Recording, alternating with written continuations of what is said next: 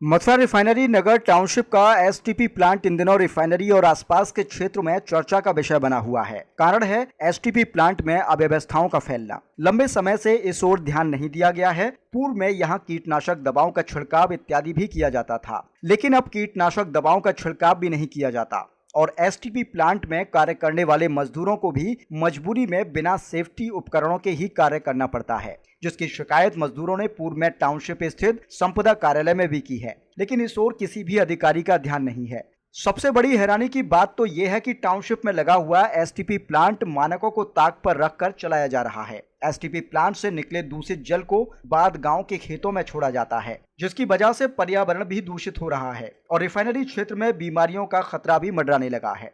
एक और तो रिफाइनरी हरित रिफाइनरी स्वच्छ रिफाइनरी का स्लोगन लोगों को सुनाती है, वहीं रिफाइनरी प्रमुख मुकुल अग्रवाल के नेतृत्व में नगर वासियों की नाक के नीचे एसटीपी प्लांट ही मथुरा रिफाइनरी के स्लोगन की धज्जियां उड़ाता हुआ दिख रहा है और रिफाइनरी प्रबंधन ने भी इस ओर कोई ध्यान नहीं दिया है। आगामी समय में मानसून भी आएगा। बारिश के मौसम में टाउनशिप के एसटीपी प्लांट से टाउनशिप सहित आसपास के क्षेत्र में बीमारियां फैलने का खतरा भी बढ़ जाएगा। रिफाइनरी प्रबंधन अभी भी कुंभकर्णीय नींद से नहीं जागा तो नगरवासियों सहित क्षेत्रीय लोगों को काफी परेशानियों का सामना करना पड़ सकता है। एसटीपी प्लांट में कार्य करने वाले petroleum workers union contract workers refinery Nagar unit के अध्यक्ष दिलीप दुबे ने कहा कि एसटीपी प्लांट में कार्य करने वाले मजदूर बिना सेफ्टी उपकरणों के ही अपनी जान जोखिम में डालकर कार्य कर रहे हैं। मानकों के विपरीत एसटीपी प्लांट को चलाया जा रहा है, जिससे पर्यावरण भी दूषित हो रहा है, लेकिन एसटीपी प्लांट पर रिफाइनरी प्रबंधन द्वारा कोई ध्यान नहीं दिया जा रहा। हालांकि खाना पूर्ति के लिए कुछ अधिकारी एसटीपी प्लांट पर पहुंचे तो थे,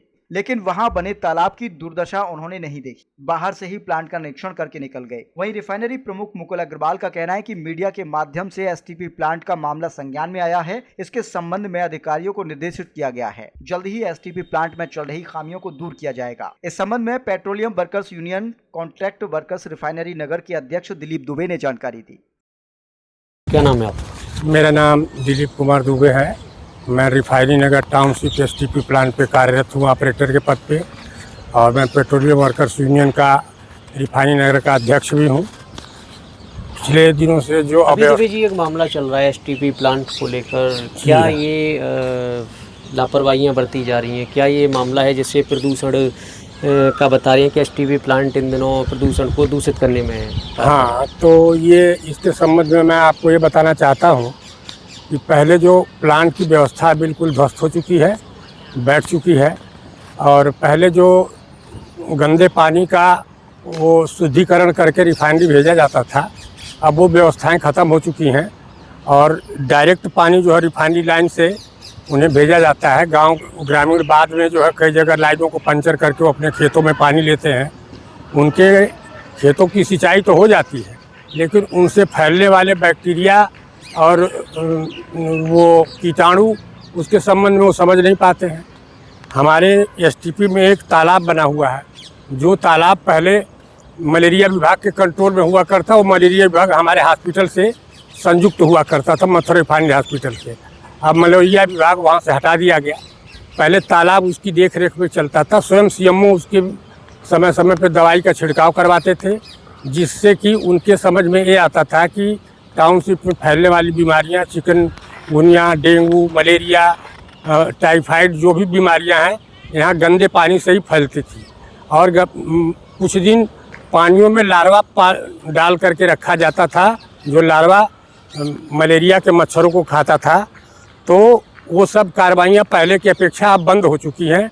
ना तो अब किसी भी प्रकार का तालाब में कीटनाशक दवाइयों का छिड़काव होता है, ना तो किया जाता है, ना तो इस संज्ञान में कोई प्रबंधन कार्य कर रही है।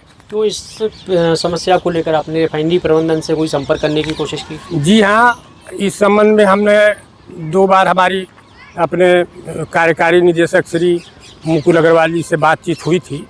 उनको हमने संज्ञान में डाला था कि सर आप हमारे यहाँ एसटीपी पर आएँ और उसकी व्यवस्था को देखें। तो उन्होंने आश्वासन भी दिया था कि मैं आऊँगा, और फिर वो नहीं आ पाए किन्हीं कारणों। ये तो हमें नहीं पता कि क्यों नहीं आए। अगर वो आते तो मैं सारी व्यवस्थाओं को उनको दिखाता।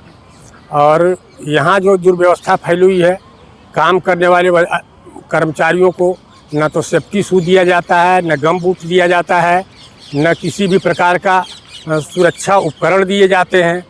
उन्हें न हाथ धोने के लिए साबुन तक नहीं मिलता, जूट तक नहीं मिलता, जो उनके प्लांटों की सफाई के लिए, पंपों की सफाई के लिए ज़रूरी है, वो भी हमें नहीं दिया जाता। इन चीज़ों से हम पहले से जूझते आ रहे हैं। पिछले CS प्रसाद साहब के टाइम तक जो यहाँ के इंजीनियर इंचार्ज थे, तब तक तो हमें व्यवस्थाएं मिली। उसके बाद ये व्यवस्थाएं मिलना बंद हो गई स्टेट ऑफिस से। अब जैसे वैसे ही चल रहा है। तो क्या उम्मीद की जा रही है अभी, जैसे कोई आश्वासन तो दिया गया हाँ, होगा? CGM साहब आए थे हमारे प्लांट का दौरा करने के लिए, तो उनसे हमने बात की थी, तो उन्होंने हमें आश्वासन दिया था कि हम ये सुरक्षा उपकरण आपको जल्दी से जल्दी मुहैया कराएंगे। 15 दिनों तक सारा कार्य हो जाना चाहिए। उन्होंने इस संबंध में स्टेट ऑफिस को एक निर्देश भी दिया कि इनके सुरक्षा का सबसे पहले कार्य किया जाए, इनको सुरक्षा उपकरण पहले प्रदान किया जाए, सेफ्टी उपकरण पहले प्रदान किया जाए, तब इनसे कार्य करवाया जाए।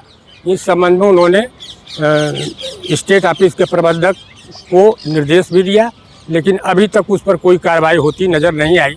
पिछले सोमवार तक उन्होंने कहा था कि इन्हें सुरक्षा उपकरण मिल जाना चाहिए, लेकिन आज बृहस्पतिवार शुक्रवार हो गया, अभी तक कोई उपकरण मिला नहीं है। और वैसे ही गंदे पानी में घुस करके सीवेज में मल मूत्रों का पानी आता है, घरों का गंदा पानी आता है, उनमें हम घुस करके नीचे काम करते हैं, वालों को चलाते हैं, खोलते हैं, ऑपरेट करते हैं। मल मूत्र उस पर जमा हुआ होता है, उसे छोड़ने पोंछने तक के जूट नहीं मिलते, हमें हाथ धोने के लिए साबुन तक नहीं मिलता, गंदे पानी में उतरने के लिए हमें गम बूट चाहिए, गम बूट भी नहीं मिलता। और पैनल पे हम काम करते हैं तो उसके लिए हमें सेफ्टी शूज भी नहीं मिलता। अगर कभी हम ज़्यादा दबाव डालेंगे तो ठेकेदार एक बार ले आके दे देगा, फिर दूसरी बार से वो भी चुप हो जाएगा, क्योंकि वो मामला सीधे ठेकेदार के ऊपर सौंप देते हैं और ठेकेदार कुछ दिन देता है, फिर उसके बाद 15 दिन बाद जूते या सेफ्टी शूज टूट जाते हैं, किसी काम के नहीं रहते, बेकार हो जाते हैं। पिछले बार ऐसे ही हुआ था। एक कॉन्ट्रैक्टर हमारे थे विनोद प्रसाद, जब उन पर मैनेजमेंट ने दबाव डाला तो सेफ्टी शू ले आकर दिया, 15 दिन बाद वो सेफ्टी शू टूट गए, फिर किसी ने दिया ही नहीं, तब से वैसे ही चल रहे हैं। हम तो क्या उम्मीद की जा रही है, जैसे कि रिफाइनरी प्रमुख क्या संज्ञान इस मामले का लेंगे, कब तक लेंगे? अब CGM साहब की बातों के आश्वासन पर हम हैं। उन्होंने 15 दिन का समय दिया था, हमें उम्मीद है कि शायद उस संबंध में कोई संज्ञान ले। अभी 15 दिन बीता नहीं है, अब देखें इस संबंध में वो क्या कार्य करते हैं। हम तो अपने कार्यकारी निदेशक महोदय से निवेदन करना चाहते हैं कि स्वयं इस प्लांट की दुर्दशा, यहाँ पे काम करने वाले मजदूरों की दुर्दशा के बारे में समझें।